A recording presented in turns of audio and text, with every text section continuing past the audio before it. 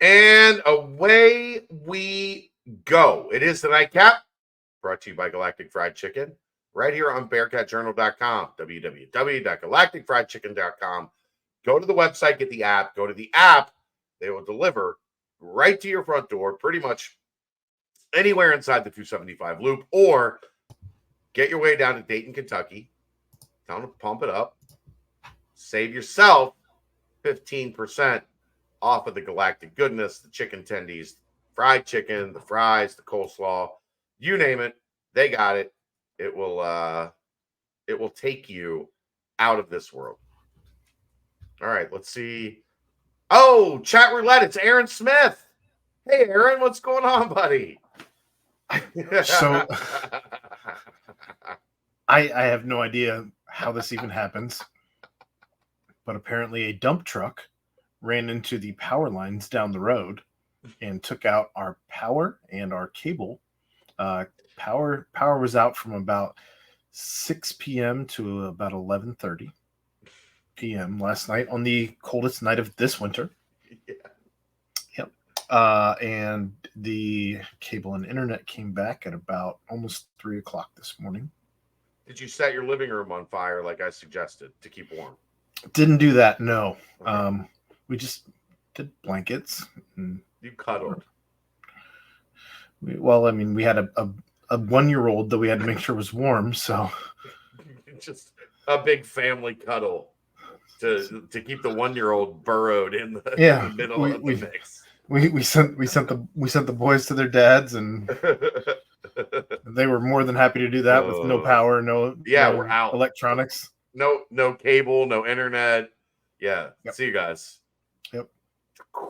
Like, you probably don't even get great cell service there, do you? Where they can 2 use bars, 1 bar. I was buffering the game the whole time. It was like watching the game without HD.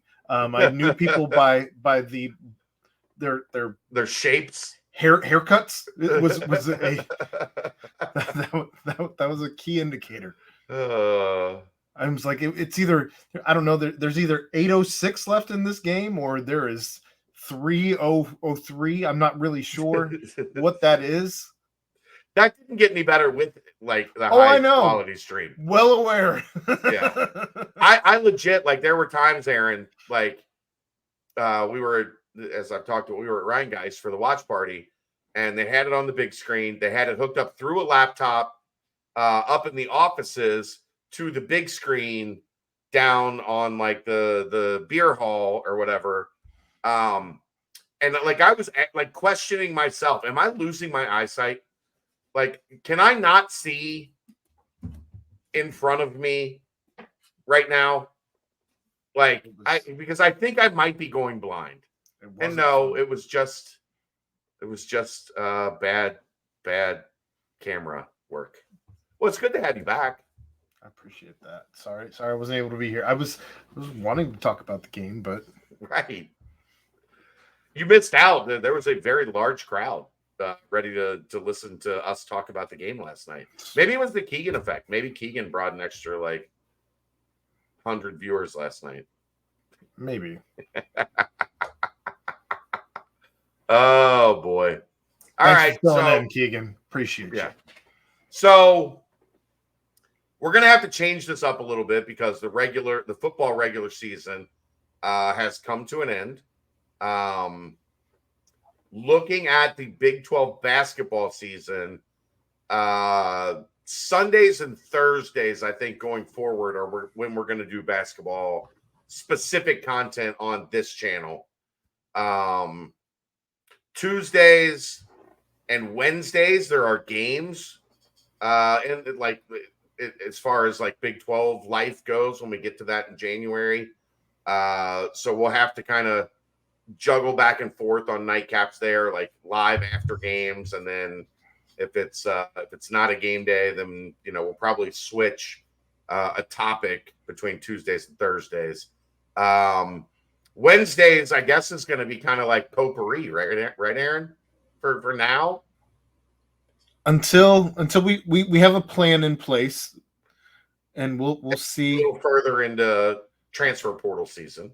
Correct. But we'll short term, well, yes, potpourri is about the best way to put it. Cornucopia, as Cornucopia. Yeah. as the Thanksgiving season has just left us. But speaking of transfer portal, we'll put you in the driver's seat and we'll talk about the portal a little bit here tonight. It's the 5-year anniversary. 5 years of the transfer portal era. That's crazy. It does not in any way, shape, or form feel like this has been happening for 5 years. So I wanted to point out a couple of standout transfers that have transferred to Cincinnati during the transfer portal era. Notably, I'm thinking back to the CFP team with guys like Brian Cook, Darian Beavers transferring back. Widely hated by this fan base when they were announced, because one was at UConn, one was at Howard, right? Yes, Howard University. Yeah. Ironically enough, the Bison with the only female mascot maybe in all of basketball or all of college sports. So yeah, that's ironic considering. But guys that lowly rated, transferring back home from not exactly ideal destinations in the college sports world, those guys worked out pretty good. They did. But I did want to point those two guys out, as they are both still in the NFL, one having a great start to his career, the other being bitten by the injury bug a little bit. Yeah. Can you think of any other ones that are as notable as those two? I mean, Corey Kiner has been a very good transfer. Jawan Briggs has been a very good transfer.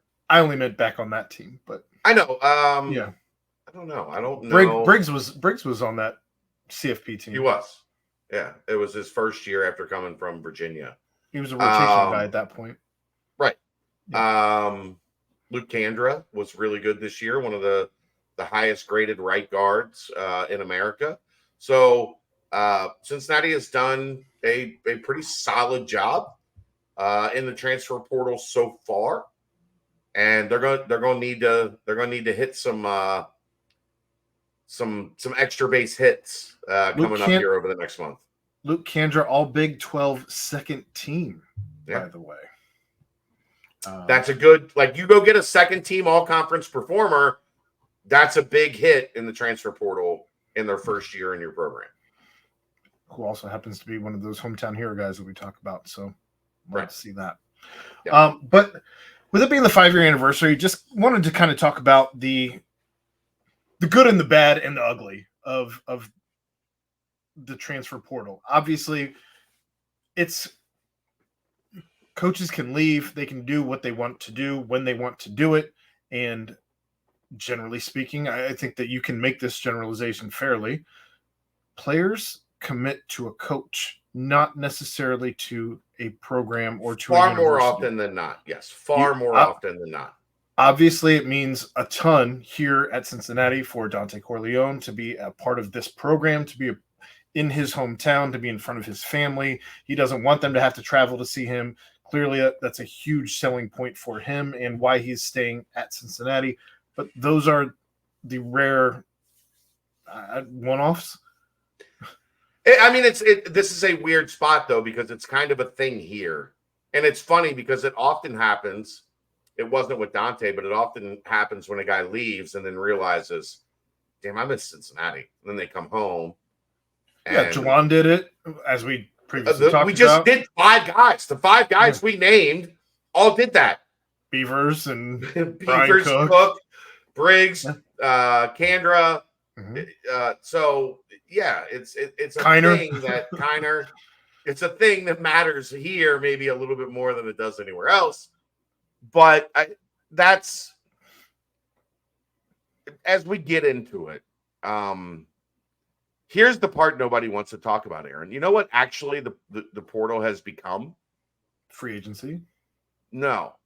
Well, yes, but no. That's not what I'm getting at.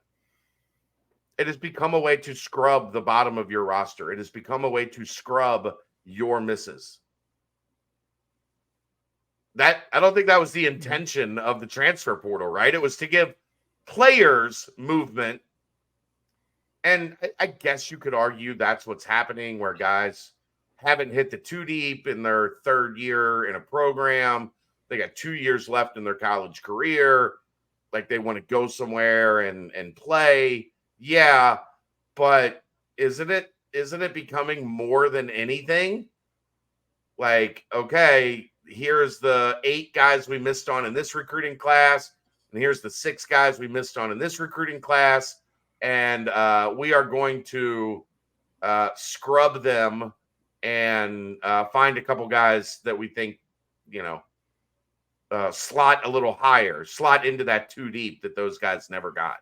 Which essentially is the same thing that you see at the professional level once they're done on those rookie contracts or they go into free agency and you scrub your roster. And I believe I saw somewhere on Twitter, I can't verify how true this tweet is, but I think something along the lines of, I believe it was 16 players on average per roster are entering the transfer portal. And if that is the case, that's a big chunk. That's almost a whole class. You're generally bringing in roughly about 20 guys per class on a roster that holds 85. You're scrubbing out 16 every year on average. And this is only 5 years in. Who knows how those numbers change as this thing evolves. So to get a guy like a Corleone, like a Mason Fletcher, who are committed to this program despite the ups, the downs, all of it, coaching changes, conference change, those are going to be, I truly believe that those are going to be the rarities at this point in time, to see a guy go from freshman to graduation. Well, here's the thing, Aaron. Like, this is why you're probably right, because here is the progression. And in football, I've always talked about this in basketball, but in football, it kind of goes like this. Year one, probably redshirt. Like, by and large, I would assume a vast majority of freshmen redshirt their freshman year of football. Sure. Year one, like your redshirt freshman year, we're going a 4-year thing here. Redshirt freshman year, you want to make it onto special teams and try to like crack your way into a 2 deep. Yeah. Redshirt sophomore year, better be in a 2 deep. Hopefully, like by that point in time, you've pushed your way at worst into like a 1B, like where you're a valuable rotational piece. Junior year, starter, potentially like an honorable mention all conference guy, that type. And then senior year, you become like a main go-to guy. A dude, as some would say. Everybody wants to jump now at the second, or like, if you leave after year one and year two, I don't think you're doing yourself right, because I don't think you've hit that point. And some, it's going to become more clear than others, where it's like, okay, I'm in over my head as a redshirt freshman. Like, it's probably not going to happen here. I need to go somewhere. Sure. But I think you should at least wait until after your redshirt sophomore year, where, okay, I've been here 3 years and I'm still not in the 2 deep. Things are probably going to go best elsewhere. Well, yeah, we're a microwave society. We want things right now, right? We don't want to wait for progression. We don't want to wait for the results. We want things to happen right now. If they're not happening right now, where can I go to get those results right now? Yes. Well, you know what that also ends up in, Aaron? A pretty good chunk of these players not finding a home. Or Division II, or... Well, no, I'm telling, like, not finding a home. I know. Forget dropping down, not finding a place to play college football again. And some of that is because your current school told you, here is the portal. We weren't cut out. Yeah. We would like you.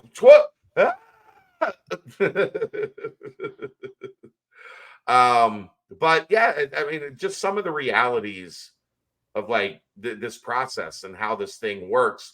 After 5 years, we're getting a much better idea of like, okay, yeah, there's going to be a group up here of like Power 5 guys, starters, and there's a group right below them of depth pieces. And then guess what? There's going to be a whole bunch of guys that are the bottom of everybody's roster. And guess what? The teams that do a good job of sorting through that are going to get a lot of good players for one reason or another. The teams that do a bad job of sorting through that are going to have a bunch of guys that aren't at their first school for a reason.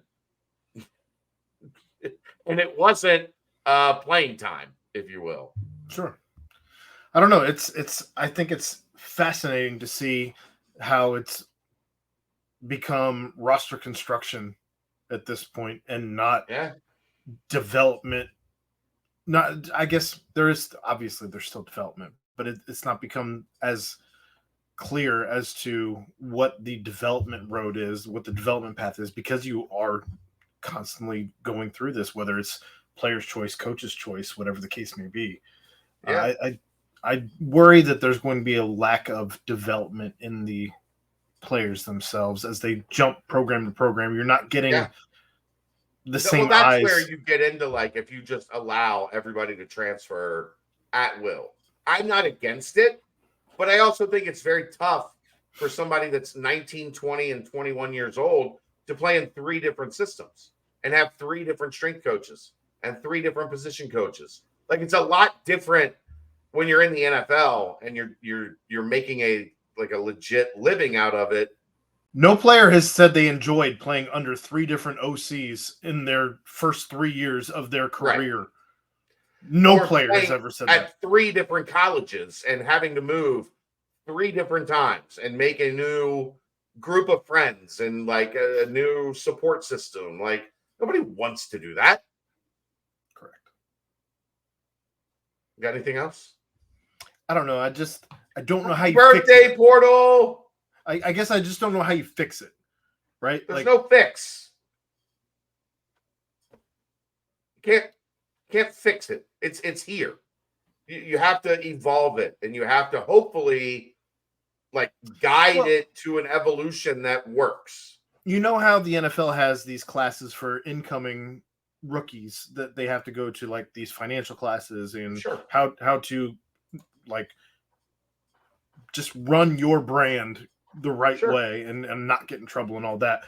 I just wonder, since these kids are in school, if you could potentially have a class as a student athlete. They do. They have like an orientation for athletes that, everybody has to go through. I mean, but our kids really, again, that's something that works a lot better with adults or guys that are 23, 24 and are getting married and having kids and da-da-da-da-da-da. Like, that stuff sticks a lot better than when you're 18. Not having dollars thrown at your face.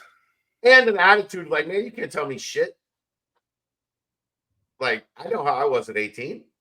Nobody tell me nothing. They couldn't tell me not to park somewhere because I would park there. And then I would get a ticket. And then 2 months later, my dad would be like, why am I getting a notification that you got an $80 ticket? And I was like, well, because I parked outside the door. Are you allowed to park outside the door? No. But I needed to get up to my room. For what? Take a nap? So I just paid $80 for your nap. Yeah, I think that's where we're at. Good to know that we're both on equal understanding of how this situation worked out. So many things make sense right now to me. So many things. One last thing before we get out of here. I did want to give a giant FU to TCU for partnering with Brander, that company that is trying to make sure that NCAA football does not happen. So they did that this week. I'm not pleased with any of that. All right. Let's get out of here. We will see you. We'll see you tomorrow. It's the Nightcap, brought to you by Galactic Fried Chicken, right here on BearcatJournal.com. See ya.